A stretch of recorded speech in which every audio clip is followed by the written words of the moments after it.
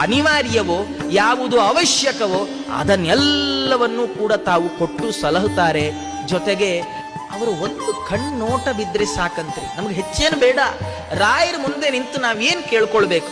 ಅಪ್ಪಣ್ಣಾಚಾರ್ಯ ನಮ್ಗೆ ಹೇಳ್ಕೊಡ್ತಾರೆ. ಅವರು ಹೇಳ್ತಾರೆ, ರಾಯರ ಮುಂದೆ ನೀವು ನಿಲ್ತೀರಲ್ಲ, ರಾಯರ ಮುಂದೆ ನಿಂತಾಗ ಅವರನ್ನು ಕೇಳಿ, ಸ್ವಾಮಿ ನಂಗೆ ಒಳ್ಳೆ ಮನೆ ಬೇಕು, ಒಳ್ಳೆ ಕೆಲಸ ಬೇಕು, ಒಳ್ಳೆ ಸಂಬಳ ಬೇಕು, ಒಳ್ಳೆ ಉದ್ಯೋಗ, ಮತ್ತೊಂದು ಬೇಕು, ಮಗದೊಂದು, ಅದೆಲ್ಲ ಕೇಳಬೇಡ್ರಿ. ಸ್ವಾಮಿ ನಿಮ್ಮ ನೋಟ ನನಗೆ ಬೇಕು, ನಿಮ್ಮ ಕಣ್ಣೋಟ ನನ್ನ ಮೇಲೆ ಬೀಳ್ಬೇಕಷ್ಟೇ ಸಾಕು. ಯಾಕಂದ್ರೆ ಇದು ಯಾವಾಗ್ಲೂ ಸಿಗೋಲ್ಲ. ನಾವು ರಾಯರನ್ನು ಯಾವಾಗ ಬೇಕಾದ್ರೂ ನೋಡ್ಬೋದು, ಆದ್ರೆ ರಾಯರು ನಮ್ಮನ್ನು ಯಾವಾಗ್ಲೂ ನೋಡಲ್ಲ. ಯಾಕೆಂದ್ರೆ ಅವರು ದೇವರನ್ನು ನೋಡ್ತಾರೆ.